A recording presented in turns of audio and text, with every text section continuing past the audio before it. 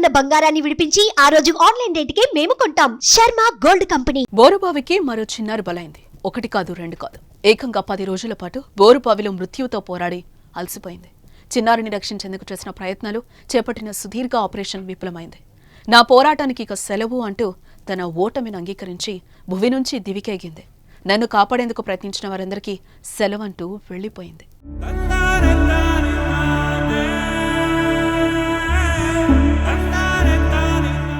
రాజస్థాన్లోని బోరుబావిలో పడిన చిన్నారి కథ విషాదంతో ముగిసింది. బోరుబావిలో పడిన 3 ఏళ్ల బాలికను కాపాడేందుకు సుదీర్ఘంగా ఆపరేషన్ చేపట్టిన అధికారులు 10 రోజుల తర్వాత ఎట్టకేలకు వెలికితీశారు.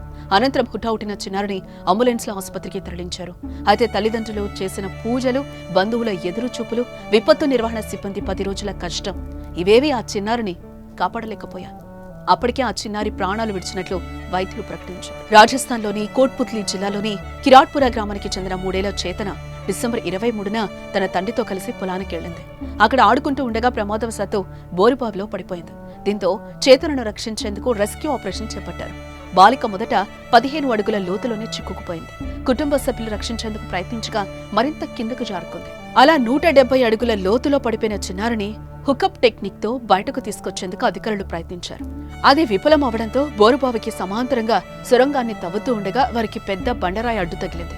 దీంతో పాపను రక్షించేందుకు పైప్ల ద్వారా లోపలికి ఆక్సిజన్ పంపించడంతో పాటు కెమెరాల్లో బాలిక కదలికలను ఎప్పటికప్పుడు పరిశీలించారు. ఆ కెమెరాలో బోరుబావిలో చేతన అటు ఇటు కదల్లేక ఉక్కిరిబిక్కిరవుతున్న దృశ్యాలు అందరినీ కంటతడి పెట్టించారు. చివరకు 10 రోజుల తర్వాత చిన్నారిని బయటకు తీసుకొచ్చారు. అయితే అప్పటికే కొన ఊపిరితో ఉన్న బాలికను చూసి అందరూ సంతోషపడ్డారు. కానీ సంతోషం క్షణంలో ఆవిరైపోయింది. 170 అడుగుల లోతులో 10 రోజుల మృత్యువుతో పోరాడి ఓడింది చేతన. కళ్ల ముందు ఆడుకుంటూ తిరిగిన చిన్నారి ఇక లేదని తెలిసి ఆ తల్లిదండ్రుల హృదయం తల్లడిల్లింది. స్థానికులకు కంట నీరు తెప్పించింది.